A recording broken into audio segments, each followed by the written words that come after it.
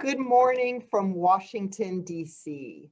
I'm Karen Donfried with GMF, and I am delighted to welcome you to this book launch this morning. I am particularly happy to extend a very warm welcome to Dr. Philip Gordon, who is a senior fellow at the Council on Foreign Relations and has just written a terrific new book called Losing the Long Game: The False Promise of Regime Change in the Middle East.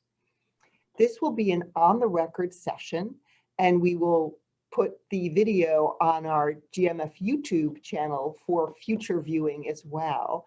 And I'd love to include all of you listening in the conversation. So please do use the Q&A button near the bottom of your screen to send in questions, which I will happily weave into the conversation.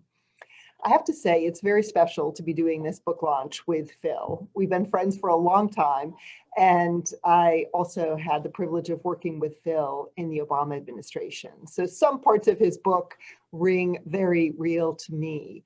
And Phil, congratulations on what I thought was a deeply thoughtful and thought-provoking book about a really difficult topic. And it's also a wonderfully readable book. So I want to encourage everyone who's listening, if you have not already done so, go out and buy a copy from your local bookseller. I think you'll really get a lot out of reading the book for anyone who's interested in US foreign policy and how we engage in the Middle East. It is a must read. And even for those of us like me who focus more on Europe, it is highly relevant to the challenges we are going to face in the 21st century. What I want to do is start by giving all of you a sense of the argument that Phil makes in this book. And I'm going to actually read an excerpt from Phil's introduction, The Regime Change Temptation. And I want to do that because it'll give you a sense of how wonderfully clear Phil's prose is and also how persuasive it is. So this is just from the intro. Since the end of World War II, the United States has set out to oust governments in the Middle East on an average of once per decade. It has done so in places as diverse as Iran, Afghanistan twice, Iraq, Egypt, Libya, and Syria, to count only the instances where regime change, and he defines it here, the removal of a country's leaders and transformation of its political system was the goal of US policy, and where an administration made sustained efforts to bring it about. And then Phil talks about the diversity of motives, the diversity of methods, and says, what is common to all of these efforts is that they invariably fail to achieve their ultimate goals, produced a range of unintended and often catastrophic consequences, carried extraordinary financial and human costs, and in many cases left both the target country and the United States worse off than they were before. This book is the story of how regime change in the Middle East has proven so tempting to American policymakers for decades, and why it always seems to go wrong.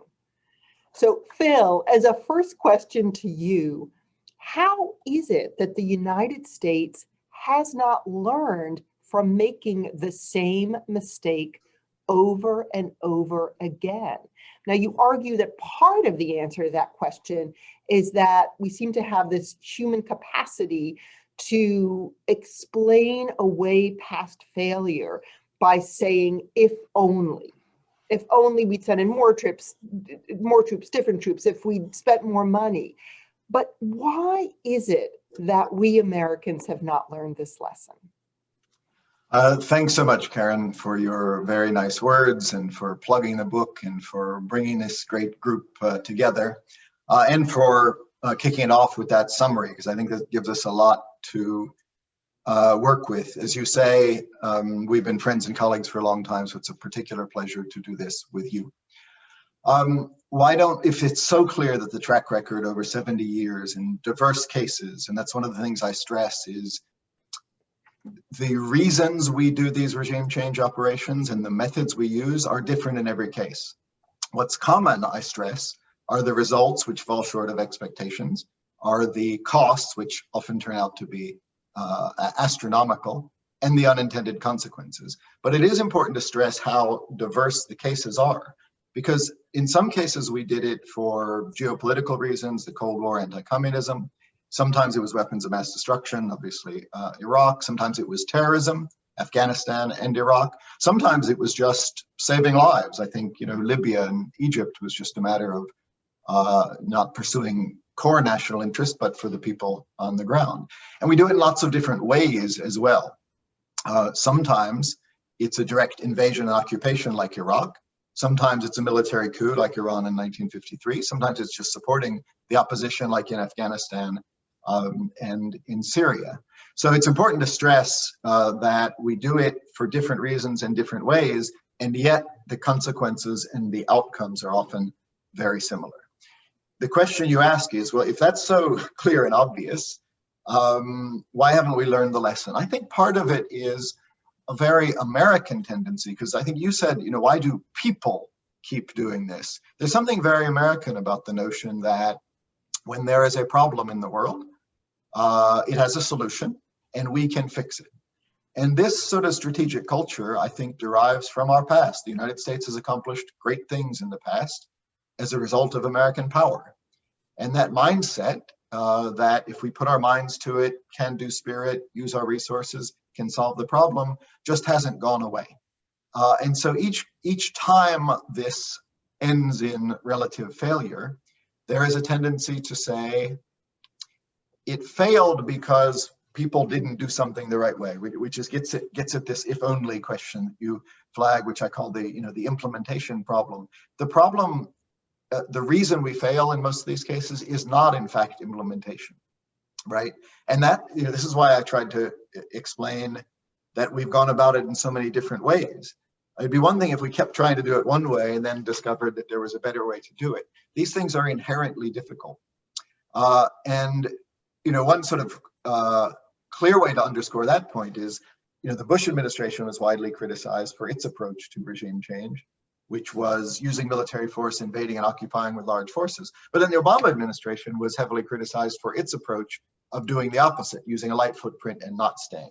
So the core of the problem is much more the inherent difficulty of getting rid of a regime and filling a security vacuum than it is in the way we go about it. Last point on this, because there's so much we want to cover, I would just flag the question of whether this tendency still exists, which is to say for 70 years, Americans have always had this belief, we put our mind to it, we can solve these problems. Now it's fair to ask whether that's not something that Americans are just fed up with and now disinclined to pursue in the future. That's an interesting point. We should come back to that. But before we do that, I want you to help everyone listening understand the journey you take us through in this book, because after that introduction, you turn to 7 case studies. And they're really important because you draw out how different they are, but they all lead you to the same conclusion. So what I'd like to do is essentially a lightning round where I give you each case study and you tell us the top line takeaway that you think it's important to folks listening to understand about that case study for your argument. So let's start with Iran, 1953. Over to you. I'll do my best to summarize these hugely complicated stories very briefly. Iran 1953 was, of course, a US and UK sponsored coup to get rid of the nationalist leader, Mossadegh, prime minister.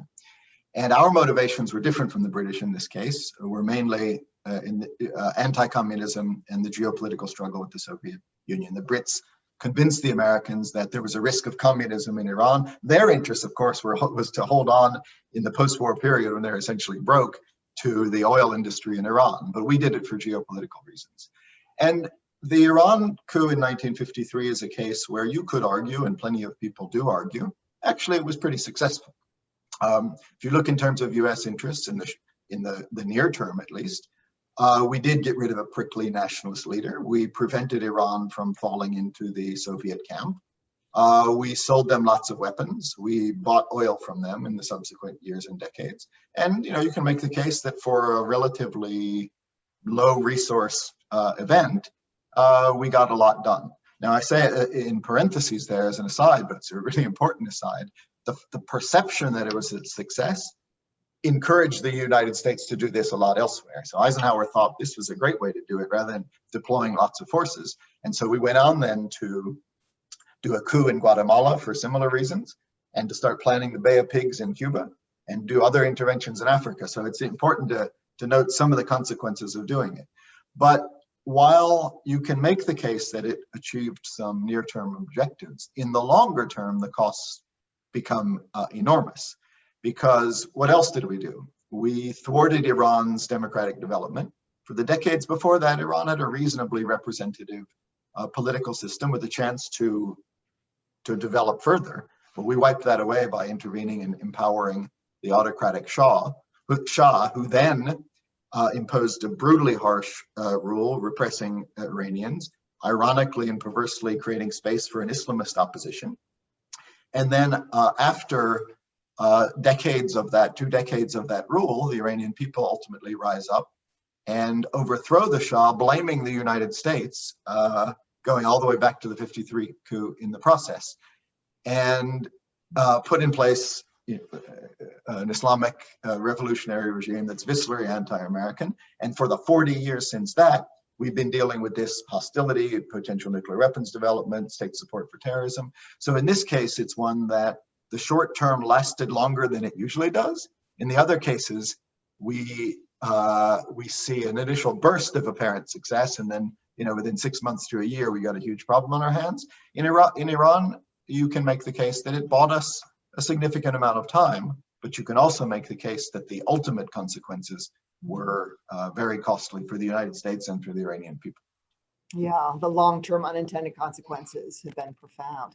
Okay, next case, Afghanistan, 1979 to 92. Back to you. This is an even more interesting run. So what you're talking about there is the story of the United States backing the Mujahideen rebels against the Soviet-backed government, starting actually under Jimmy Carter in '79, even before the Soviets went in. But that chapter begins, as you know, with the story of Jimmy Carter waking up on Christmas Day, 1979, thinking he's just going to exchange gifts with his daughter, and then learning that the Soviets had sent in some 30,000 troops to back that communist government in Afghanistan, leading to an acceleration of US efforts to oppose that government with arms and other support for the Afghan Mujahideen. And that process goes on throughout the 1980s. Carter's, of course, replaced by Reagan, who accelerates it. And this is a case of regime change that is only gradual. The initial goal wasn't regime change. Indeed, the CIA and others around both presidents were convinced we couldn't actually get rid of the Soviet-backed government. We were just going to bleed them. We were going to make them pay a price. But over the course of time, Reagan gradually expanded those aims. And then this one goes on so long, it lasts through both Reagan administrations, and the government doesn't actually fall until the George H.W. Bush administration.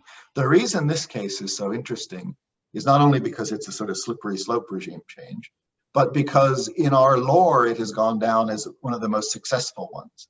And I thought actually in starting this book and looking at these cases, I knew that I would broadly judge them most to be unsuccessful or have unintended consequences. But this is one that sort of stands out, I think, for most Americans who haven't thought a lot about it, or even some who have.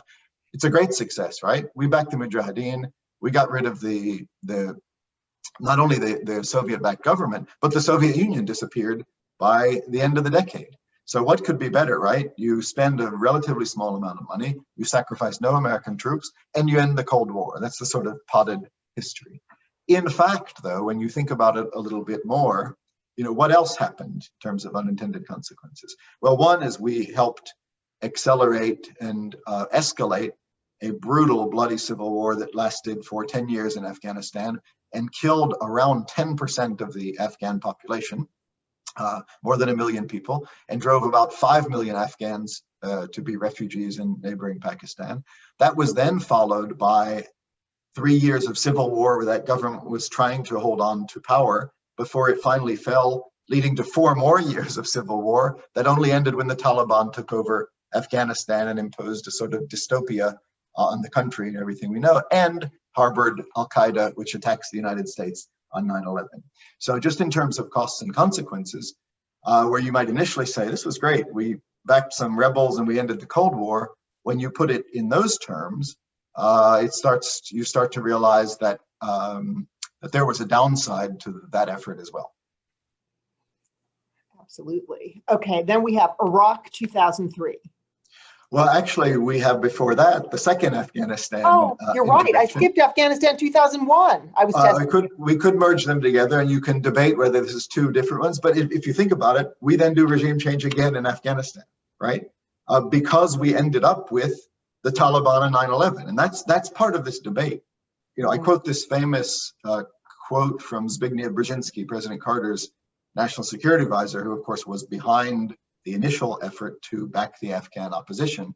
He's interviewed in 1989, and he's pressed on this point. This is before 9/11, but nonetheless, there have been, rise of Islamist extremism, terrorism, and he's sort of asked, was it worth it to back the Afghan rebels? And he says, of course, in the history of the world, what is more important, the end of communism and freedom of Eastern Europe, or some stirred up Muslims, is the expression he uses. Well, at that time, it might have been easy enough to dismiss this extremism as quote unquote stirred up Muslims. But after that, again, you get the Taliban, 9/11, attack on the United States, and the second US regime change in Afghanistan. So we find ourselves going back in.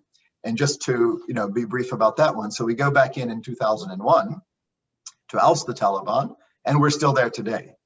20 years and $1 trillion later, and thousands of local lives lost and more than 1,000 American lives lost, we are still there, possibly negotiating the departure of those troops, which could lead to the Taliban coming back. So again, when you put this all into the broader scope and understand all of the costs and consequences, it starts to look different from the snap notion that, wow, this was a pretty effective thing. Great.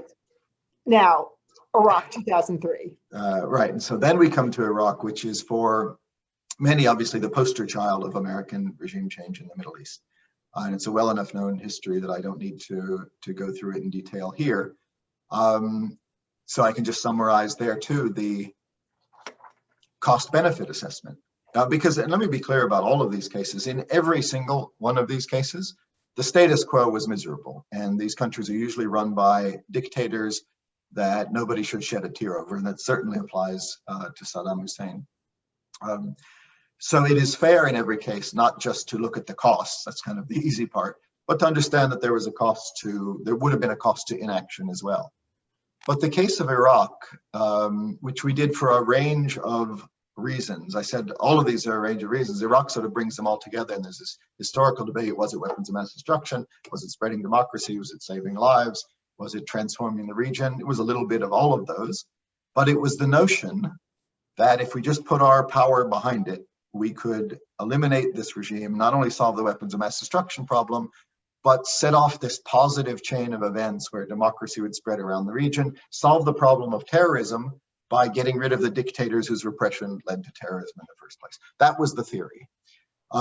It didn't work out for a range of reasons we can discuss, but just in terms of consequences, instead of that happening, and Iraq is also more than anything a brilliant demonstration of what I also show in the book every time, of the way we oversell the effort once we decide to get rid of a regime and overstate the threat and understate the costs, which we vastly did in Iraq. And it turns out that those costs turned out to be astronomical.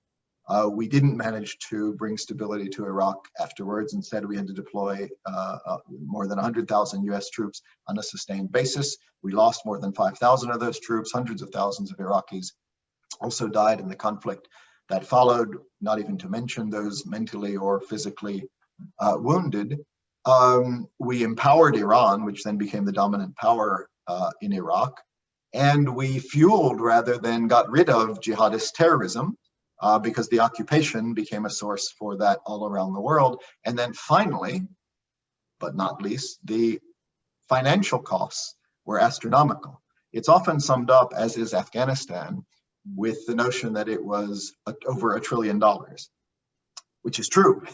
But $1 trillion just starts to be a number. $1 trillion is also, Karen, more than $300 million per day for the first 10 years after we went in. So when you put it in those terms, you start to understand the opportunity costs of something that didn't even lead to the objectives that you set out in the first place. And now we come to the next three cases, which interestingly are in the Obama administration. And this is a president who was very aware of what had gone wrong in the past and sought not to repeat it. And yet, Egypt 2011. Exactly. Well, you say interestingly under the Obama administration. That's sort of an understatement. It really is interesting. And it's one reason I wanted to sort of go back and do this, having lived through all of that and worked through it all as you did. How do you get this president who like runs for office and symbolizes opposition to regime change in the Middle East, who ends up doing it? And that's, that is sort of what happened. Barack Obama became famous in the first place by, his 2002 speech in Chicago opposing the Iraq War. And he had a pretty articulate, explanation of why he opposed it. And then he becomes the Democratic nominee, defeating Hillary Clinton in part because she supported the war and he didn't. And then he defeats John McCain in the general election, in part because McCain supported the war and the surge and Obama didn't. So, and President Obama, he's disciplined, he's skeptical of efforts like that. And yet we found ourselves, I'll say this, collectively, supporting the ouster of President Mubarak in Egypt and the generation of a different regime, using military force with NATO partners to intervene in Libya to get rid of Gaddafi and put in a new regime, and supporting the Syrian opposition with the view to getting rid of the Assad regime and putting in a different one. So that's why it's a fascinating story of how this happens. We can maybe get into it more later. It is related to the very first point I made about American strategic culture. And we watched this in action. The pressures on Obama to quote unquote do something when, admittedly, things were happening on the ground that were troubling and arguably required action. And in the case of Libya, the Europeans played a major role in that, pressing the United States. But it wasn't just the Europeans, our Arab partners, Congress, the media. It turns out that even for a president like someone like President Obama, who's disciplined and skeptical about this, pulls the United States into efforts to bring about regime change. Again, cases very different in Egypt. I would just stress, lest people misunderstand, we weren't the main actor in Egypt. We didn't get rid of Mubarak, the Egyptian people did. But we also came around to the view that we should get on the right side of that issue, so to speak, and lend our support. And Obama called on Mubarak to step down and helped push him out. In Libya, we were much more active than that. We actually went in. I talked about the slippery slope in Afghanistan of regime change. Well, so was Libya. Because of Obama's skepticism, we specifically went in denying a regime change motive. We got a Security Council that said we were going to protect civilians, and all along, US officials, including me, explained that wasn't the objective. But in reality, we sort of operated on the basis of a sort of a syllogism that said, we're going to protect civilians, but to protect civilians, you have to get rid of Gaddafi. Ergo, you have to get rid of Gaddafi. And that became the mission, and that became what happened when we finally did, after 8 months of war, get rid of Gaddafi. And then in Syria, which I'm sure we'll come back to, or people will have questions about, there too, Obama was deeply skeptical, famously opposed proposals by General Petraeus and Secretary Clinton to arm the opposition in the early days. Obama publicly talked about commissioning a CIA study, which is sort of similar in focus to my book, about how we've done in the past when we supported opposition groups. And he publicly said, he told the New York Times, I asked the CIA to look into this and the results weren't that good. And yet the pressures were there. And over time, we ended up ourselves supporting the Syrian opposition, which escalated and extended the war, but didn't do enough to actually bring about Assad's departure, and Assad is still in power in Syria today. And just on this question, Robert Cooper is interested in whether you think Syria is the new model. Is that likely how the US will engage in future? Well, if by that Robert means, and I'm glad he's on the call and he has experience with all these issues as well. No, I think if I don't detect a great American, whether among officials or certainly public opinion, desire to repeat the experiment of trying to support an armed opposition to oust a Middle Eastern or regime anywhere.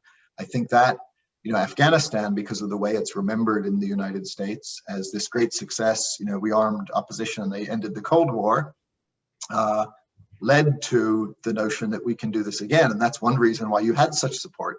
In fact, if you look, and I talk about this in the book, at those arguing to do more in Syria, some of them specifically evoked Afghanistan. We've done this before. We did it with the Contras in Nicaragua. We did it with the Mujahideen in Afghanistan. Support the rebels and they will successfully overthrow the government. But I don't think, in terms of models, I don't think there's a lot of appetite for doing that again. Now, there is a debate, and a lot of critics of Obama believe that we just didn't do enough. So it was the right thing to do to call for Assad to step down. It was the right thing to do to support the opposition, but we should have done more.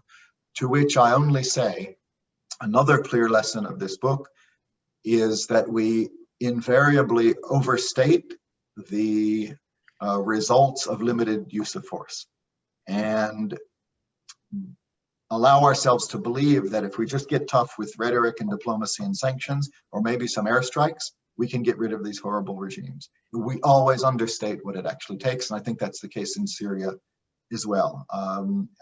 I do not believe that a few more advanced weapons to the opposition or a few airstrikes here or there, including after the use of chemical weapons, would have succeeded in toppling the Assad regime, especially when it was backed by Russia and Iran, which were determined to prevent us from overthrowing that regime. Just quick point on that, Libya and Syria.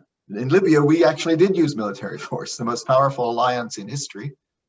Used a devastating amount of military force. We wiped out the air defenses. We did a no-fly zone. We did an arms embargo. Certain countries aided the opposition. Libya wasn't anywhere near as strong as Syria in terms of military support, and it didn't have the armed backing of Russia and Iran. And yet it still took 8 months of fighting before Gaddafi, he didn't compromise. You didn't get a political transition, and you didn't get him going into exile. You didn't get power sharing. He was dragged from a pipe and killed by that opposition. So I think a lesson in Syria, and all of these cases, frankly, is that it always takes more force than proponents of regime change imagine if you actually want to bring about that goal, setting aside what you then do when you succeed, but even bringing it about in the first place. So Phil, you take the reader through these 7 cases, and then in your conclusion, you draw the explicit lessons from these case studies about regime change. And you say, looking back over these 70 years of US attempts to change government in the Middle East, here are my 11 lessons. Removing a regime is the easy part. Security vacuums can be even worse than repressive regimes. Locals don't always welcome liberators. Clients have their own interests. Regional spoilers thwart success. Unintended consequences are inevitable. Regime change creates moral hazard. Americans don't know enough about the Middle East. US staying power is limited. Democracy is elusive, especially in the Middle East. Even lots of money and troops are not enough.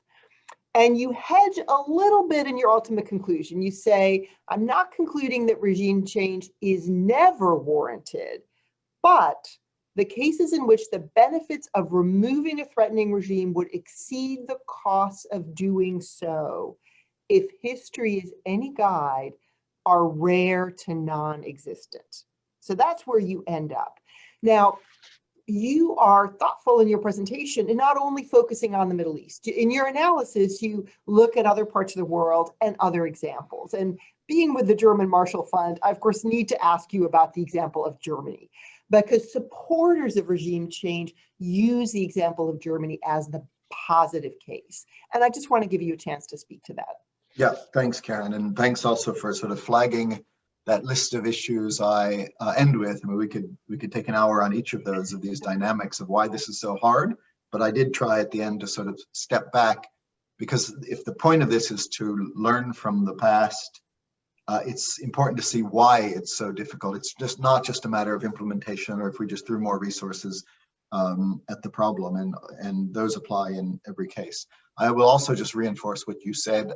I said about my conclusion about like whether never to do this, because some people ask, so is the lesson of all this just take it off the menu? I don't go that far, in the sense that I think you can imagine cases, whether in the Middle East or elsewhere. This actually leads into your question about Germany and World War II. You can imagine cases where just the threat of violence or genocide or weapons of mass destruction is so great that you really do just have to take the view, we're going to do what we need to do to get rid of the regime, and that will be costly, but it'll be better than what exists. So I don't think you can categorically rule it out in every case. What you can say, and this is my message from the book, is the next time leaders tell you that this is the goal, be very wary, because if history is any guide, they're going to be overstating the threat and vastly understating what it takes to bring about this success. So that's what I'm really trying to reinforce. The Germany case is relevant because that's what our policymakers did in many of these other cases, especially in the run-up to the Iraq War. That's when you heard this most, when there was this real momentum behind regime change, not just in Iraq, but elsewhere. And a lot of this was driven, by the 9/11 phenomenon that just sort of said, we can't sit by anymore, that the stakes of proliferation and terrorism are so high, we should do whatever it takes. But the case that the proponents of regime change in Iraq and elsewhere often made was, look, we've done this before. We've spread democracy, we've got rid of dictatorships. And Germany, Japan, Italy were part of the argument that they would make. Here's the problem with that. First of all, it's true, we did do regime change operations in World War II, and that in those cases, the result were prosperous, friendly democracies for a long time. True. The reason that's not so relevant is, keep in mind also that we participated in a total war that lasted for some 6 years in order to pursue this objective.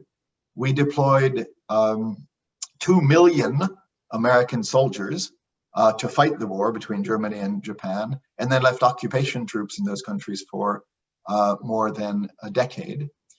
And I don't think that's what people have in mind today when they say, well, should we do regime change in Iran or Syria? If they do, then that's a different question. If you want to make the case that changing the regime in Iran today is so crucial, we should be willing to fight such a war and deploy X number of troops. And keep in mind, in Iraq and Afghanistan, that was sometimes several 100,000 troops, and it wasn't enough to do the job. So my point there is, if your argument for doing regime change in Libya or Syria or Yemen or Iran today is, well, we did it in Germany and Japan, I think that argument needs to be questioned. It is also the case, and this is important, it's one of those lessons you flagged in my conclusion about spreading democracy. There's no great international formula for spreading democracy or stability, and we're not very good at it, and we don't know exactly. But the historical record does suggest that it is more likely to take in places where it has existed before, where there's a set of institutions and rule of law and order, and where there's a certain degree of economic prosperity, and often cultural and social and linguistic heterogeneity. Those factors helped Germany and Japan be so successful after World War II, and they don't exist at all in the Middle East today.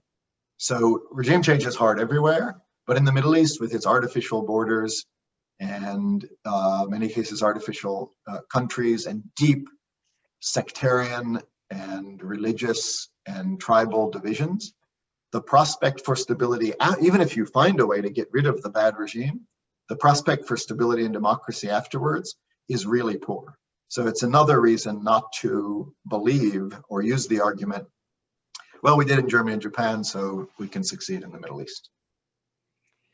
And one of our listeners is interested in drawing you out on a more recent example in Europe. And this is a question from Martin Mühleisen, who's asking, how would you characterize the bombing of Serbia under Clinton? Did it help bring about regime change? And how would you assess that example? Yeah, the Balkans is indeed an interesting precedent. And people often say, when they're thinking about this or hearing this argument, yes, but what about the Balkans? We did it there. What's interesting about that is our goal wasn't regime change. Indeed, we specifically eschewed regime change, both in Bosnia and in Kosovo. And that helped the mission succeed, right? So in Bosnia, not only did we not do regime change, we even worked with these sectarian repressive regimes, Tudjman in Croatia, Milosevic in Serbia, and even Bosnian Serb and Bosnian Muslim Bosniak leaders to bring about the end of a war. Now, that was deeply unsatisfying. It was regrettable that we had to work with these leaders, but it's important to note that we didn't pursue regime change in those countries, even those, like in Serbia, that were largely responsible for the nationalism that led to the war. So it was a military intervention, but not one designed to achieve these maximalist objectives like regime change. And Kosovo, which the question is more specifically about, same thing. But there are important lessons there too. We could have said Milosevic is responsible for driving up to 1 million Muslims out of their home in Kosovo. We're going to get rid of that regime and we're going to use our military power to do so. We didn't. Instead, our demands were much more limited. We said we're going to use military force until Serbia removes its security forces from the province of Kosovo, much more limited. It's also very interesting to note that whereas regime change wasn't the objective, but it ultimately happened partly because Milosevic bowed to those demands and then lost elections like 18 months later, raises the question of why he was willing to do those. But I've made that point, comparing it to Syria more than a decade later, where you could arguably make the case that there would be a greater chance of getting rid of Assad once the war was over than while you were trying to support this opposition. Last point on Kosovo and how it's relevant, because I made the point earlier about overstating what can be done with military force. I was at the Clinton NSC at the time and remember the notion that this same notion, a little bit of force will not only get Milosevic out of Kosovo, but maybe even get rid of the Serbian regime. Well, we launched a NATO operation that was supposed to take days or weeks. In fact, it took nearly 3 months of NATO flying tens of thousands of sorties, not to end the regime in Serbia, but just to get the Serbian forces out of Kosovo. It took 3 months of NATO bombing and the threat of a ground invasion for that more limited objective.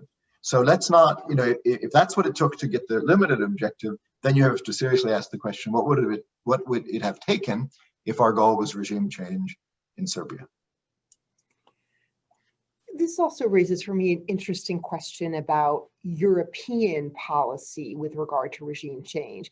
And you noted earlier in the conversation that there's something uniquely American about reaching for regime change. American exceptionalism, also the American desire to find solutions to problems. And we often say Europeans are more comfortable managing problems. They don't see a solution. But of course, geography is destiny. The Middle East is much closer geographically to Europe.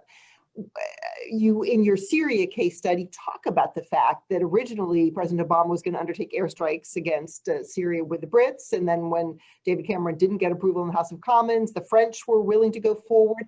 Help us understand how Europeans view this set of issues.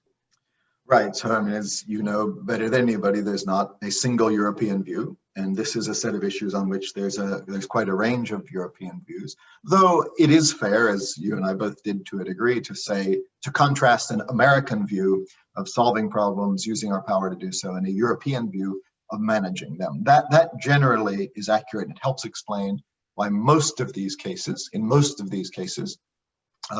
most Europeans didn't support the American objective of pursuing regime change and thought it was too much of a reach. Obviously, the Iraq War is the best example of that, though even in that case, Tony Blair and others, there were some Europeans that did support it. So generally, there's an American and a European view, but in these various cases we've talked about, there are huge exceptions to that. Obviously, I mentioned earlier, the Iran coup in '53 was driven by the British, who had their own motives and were clever enough to persuade the Americans that there was a Cold War communist aspect to this, whereas their own objectives had much to do with their own economic and geopolitical interests in Iran.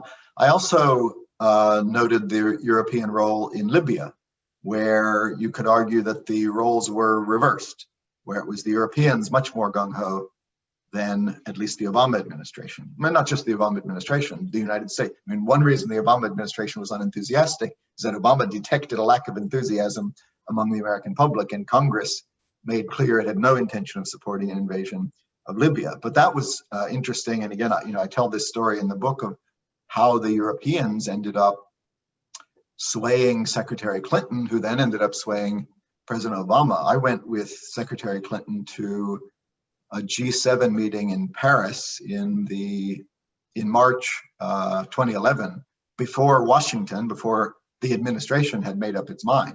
And I think Obama was still skeptical about intervening militarily in Libya. Remember, this was the first breach after the Arab Spring, and we still didn't have a policy. And so Secretary Clinton sat down with the European foreign ministers, at least those who were in the G7, because that's an important distinction. There are other Europeans who were less enthusiastic, but the British, the French, the Italians were, where is the United States? You have to act. There's a killing that's going to take place. We're going to get refugees here. And as somebody who lived through and followed Europe, even wrote a book about transatlantic differences over the Iraq War, it was fascinating for me to see Europeans lecture an American Secretary of State on the need to use military force in the Middle East. So in that case, it was the other way around. And hearing that, the pressure from our allies, and then Secretary Clinton heard it from our Arab allies as well, helped persuade her that this was the right thing to do and we would have European support. And then we ended up doing Libya. Last point for now, at least in the Europeans. In Syria, yes, there were also many Europeans who wanted Obama to do more and pressed for the United States to intervene and supported airstrikes, both in the broader campaign of the war and in particular over the chemical weapons incident. There too, I keep splitting the Europeans from Europe, different countries. And that one, as you recall, because you were with me in the Oval Office when it happened, the British and the French ended up with different views, where again, talk about these sort of interesting historical developments. Hearing, the British Prime Minister call the US President and say, sorry, but we can't be with you, while the French President was calling the US President and saying, we're not only with you, but we can do it now, as we'll do it together and we'll participate. That's a sort of twist on what you normally expect in different transatlantic relationships as well. And we have a couple questions that are similar, and I want to read you one from Nick Westcott. Isn't the lesson that there is no point trying to change a regime unless the people of a country change it themselves? And does your book imply that the responsibility to protect is dead? So two different and important questions. I think even proponents of regime change would say, yes, we do this with the people, and it's the regime that's against the people. In many cases, that is the case. These regimes are often not broadly supported, and in many of these cases, it started at home with the people opposing it. So for sure. But one of the things I try to show in these cases is, part of the problem is that there is no definition of the people. Indeed, it's the very divisions of the people that make it so fraught and often lead to a situation where it's a repressive dictator ruling the country. But certainly a lesson here is not to fall prey to the notion that someone can speak for the people, and if we just somehow push aside the dictator, the people will come together. In all of these cases, when you had the repressive dictator, it was easy enough to keep the outside coalition together because they were always united against that dictator. This was true, you can go back however far you like, but in Afghanistan, certainly all of the different groups who ended up becoming the warlords were against that Soviet-backed government. So they were willing to work together. They were certainly willing to take our arms. But the minute that government fell, they were going after each other. And some of them were even allying with elements of the former regime for power. And what happens in situations like that is it is the most extreme and violent who end up taking power. So you create a vacuum, and then these groups that were all aligned in overthrowing the government fragment and go after each other. Similar in Iraq, all of the opposition forces were together in getting rid of Saddam Hussein, which let them help persuade the Bush administration that if you could just get rid of Saddam, then the Iraqi people could be in charge. But of course, as soon as that happened, Sunni Shia Kurd differences, and you get civil war. Libya, the same thing. We fall prey to the notion that the opposition wants to get rid of Gaddafi, which it did, but then the opposition, made up of strange bedfellows, ends up not only fighting each other, but being backed by rival regional groups. You have Turkey and Qatar on one side, Saudi Arabia, UAE, and Egypt on the other. And so it's not only an internal conflict, it's a regional one as well. And don't even get started with the literally hundreds or more than 1,000 different Syrian opposition groups that were united in getting rid of Assad, but the prospect that they would work together in Syria was very limited. And I would always say on Syria, and I'll underscore now, once the civil war was really underway, I could never predict who would come out on top if there was a vacuum in a civil war, but I was pretty confident it wasn't going to be the Western-oriented Democrats that we like to talk to, but unfortunately, more extreme or violent groups. Oh, and then, sorry, very briefly, I know there are the responsibility to protect. Look, I think that's, I'm very sympathetic to the notion of responsibility to protect. For me, this is a question of pragmatism, not a question of ideology. If we can protect people, I think we should, whether it's a responsibility, you can debate the morals and ethics of that. I'm all for protecting people when we can. This book and this discussion is about how you can do so effectively and how you can avoid making things worse, which often happens. So whether it's a responsibility or not, I think we have a humanitarian interest and even sometimes a national interest in protecting people where we can. I think there are ways to do so that fall short of pursuing regime change, and where there are, we absolutely should. But I also caution against the notion that the way to protect them is to eliminate the regime, because historically we found that leads less to protection than to civil conflict and more instability. It's a pragmatic question. And Phil, in the book, you're very clear that while you're saying regime change has not been an effective policy for the US, you are clear that the US has real interests at stake in the region. And you're not saying the US should walk away, withdraw, turn its back on the Middle East. And you talk about another sort of policy approach. In that context, I want to pull in a question from Sarah Henkel, who's with the German Institute for International Security Affairs. And she says, Arab countries have started normalizing relations with the Assad regime. Some more openly, UAE, Bahrain, some more quietly, Jordan. US sanctions are one of the main hurdles for the progress of this normalization process. Is there a contradiction where you see Arab states being willing to let bygones be bygones and the West holding on to the illusion of democratization, in her words? So is this great power interests versus Arab interests? Over to you, Phil. Another good question. First, let me reinforce what you said, Karen, in summarizing, what I say at the end of the book. I do not join those, and there are many of them in the United States on the right and on the left, who think the lesson of all this is to say, hell with it. We don't have any interest in the region anyway. We're energy independent. It's all a big mess, and let's just go home. Because I think we do have interests in the region, certainly humanitarian ones. We see these conflicts killing many people and creating tragic refugee stories, but also in preventing weapons of mass destruction and the extremism that leads to terrorism and the refugee flows that destabilize European societies and lead to nationalism and populism, and even the growth of movements like behind Donald Trump. So I think we do have interests in the region. And again, just as I said in response to the previous question, for me, it's about, what is the most effective way to pursue those interests, not whether we have them. And I find myself pushing back against both the, Trumpian right, if that's what it is. And Trump constantly says this is just not worth our time. We wasted lots of money, but also a view on the left that suggests that we should just get completely out and leave people to their fate. And I think there are things we can do short of regime change that help us assure those interests.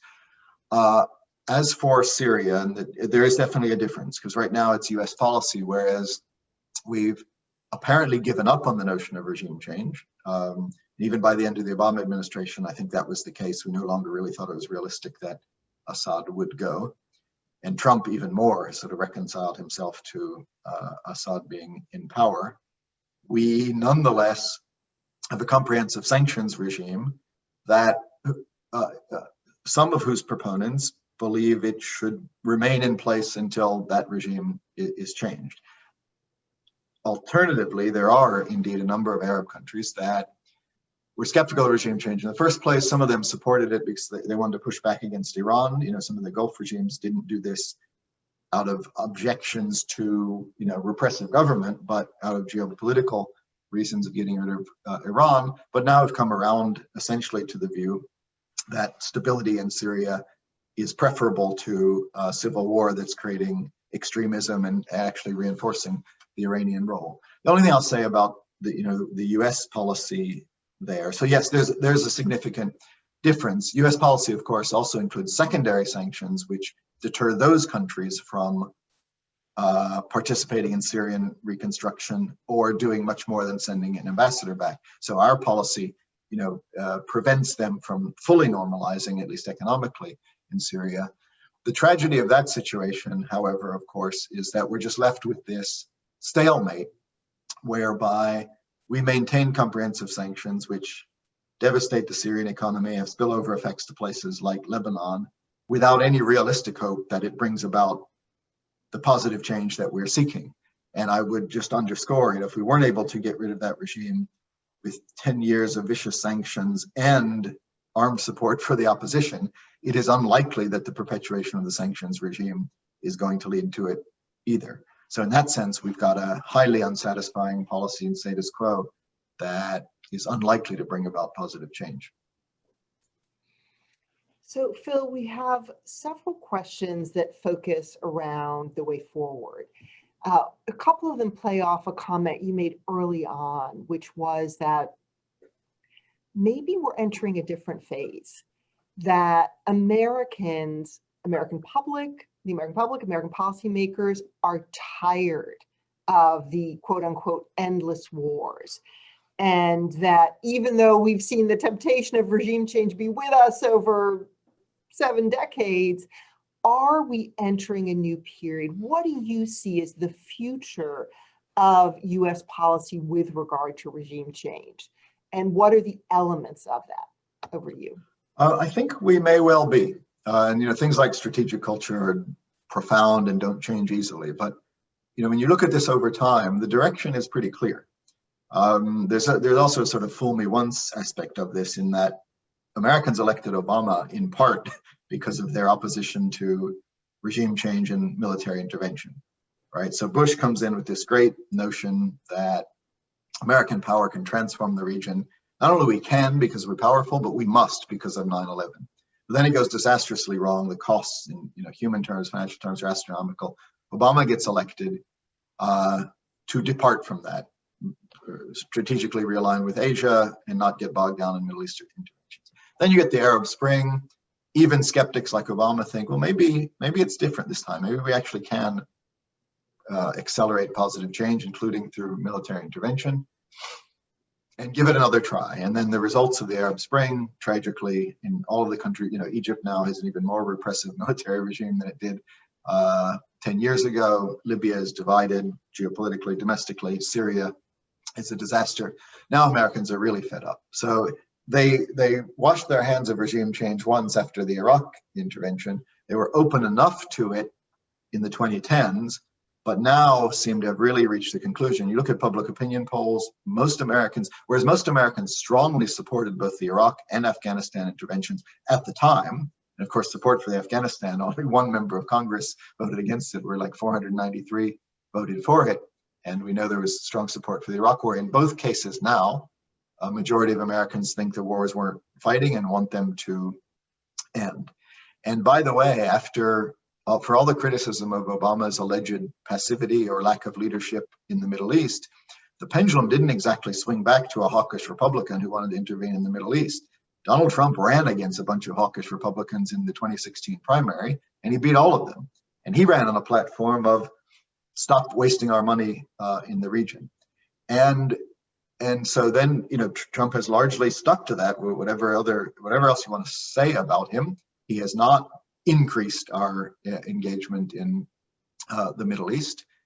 And the 2020 election wasn't exactly a competition to see who could be more interventionist militarily in the Middle East or elsewhere. Indeed, Trump keeps talking about the end of endless wars, but the Democratic Party platform has a commitment to end endless wars. So in all of those senses, I do think that the trend is broadly away from any appetite for doing this sort of thing in the future. So one of our listeners, Terrence Taylor, makes this interesting observation that he's struck that so many of the cases you look at in the book extend beyond the term of one administration. And you seem to almost have this inevitable momentum in these interventions that carry from one administration to the next. And that's making me think of what will be Joe Biden's inheritance from the Trump administration. Iran, in many ways, is a through line in your book, Phil. I mean, you start with Iran 1953, but it appears really in every chapter. And we have a Trump administration that's pursued a maximum pressure policy that you argue in the book, even if not publicly acknowledged as targeting regime change, is in fact trying to change the regime in Iran. We just this week heard that the president at least considered military strike against Iran. So let me have that take us to a question from Peter Gottwald, who says, given your insights, what are your recommendations for the Biden administration when they think about policy toward the Middle East? And he's specifically interested in Iran, and we have another listener who's specifically interested in Yemen. But over to you, Phil. So yes, Iran, it does tie us back to the beginning and the end, because it does hang over this in the sense, and I say this right up front, a reason I wrote the book or thought this was a useful topic to think about derives from what looks like the Trump administration's interest in doing regime change in Iran. So this actually is a counterpoint or an exception to the broad tendency I described a minute ago of Americans disinterested in this, not wanting to do it. The huge exception to that is the Trump administration seeking to change the regime in Iran. And that's why I wanted to write this, in part because my message is, if that's true, before we go down that road again, maybe it would be kind of useful to look at the past times we've done it and what the lessons of that are before we do something similar. Because I do think there's a lot of echoes here in terms of overstating the threat and overstating what we can accomplish and understating the costs and unintended consequences. And the way the Trump administration started hyping up maximum pressure on Iran did have some echoes with what the Bush administration did in Iraq. Now, I know you might say, well, no, hold on, their policy is not regime change, it's behavior change. But I think when you look at what they're actually trying to do, it seems clear that the real goal is to put enough pressure on Iran till the Iranian people rise up and get rid of the regime and put a different one in place. And they admit that, in either unguarded moments or by some overt proponents of regime change in Iran. But as you say, Karen, I believe that that approach has failed. The maximum pressure campaign has not led to a better deal. It's not led to better Iranian behavior, and it has not led to regime change. So that is an important difference that we'll get if there is a Biden administration, with the enormous caveat related to the New York Times story you just mentioned, that there's another Trump administration for another, 62 days? Not that I'm counting or anything, but there is still scope, given the failure of economic sanctions to bring about regime change, which is one of the things I have already said and argued that they never do. They always overstate their power to do so. And they're not going to do so in Iran. There's a temptation by the Trump administration to seek other ways of doing so. So yeah, Iran is the current policy issue that hangs over this entire discussion. And if we've learned anything else from the past 70 years, it is not to put our faith in maximum pressure, bringing about a change of regime that leads to stability and cooperation with the United States, because it has never done so in the past, and it is unlikely to do so in Iran today. Well, that is a sober note to end on, but even though I could continue talking to you for another hour about these themes, we are at the end of our time. So first, I'm going to apologize to everyone listening who still has questions in my queue. There were terrific questions. I'm sorry I couldn't get to all of them, but I would encourage you to buy the book, because I think the answers to almost all the questions are in Phil's book. So I want to, again, just encourage us to read, and that will lead us to self-reflect, and hopefully that will lead to better policy in future. But Phil, an enormous thank you to you for a terrific conversation. I learned a tremendous amount from reading your book, and I enjoyed it as well. So I do hope you sell lots of copies, and thank you for spending this time with us and with all of those on the call to make us smarter about US policy in the Middle East, and also how we can work with our allies on that policy. So Phil, thank you so much, and thanks to all of you who tuned in. Bye-bye. Thank you, Karen, so much, and to everybody for joining. Really appreciate it. Bye-bye.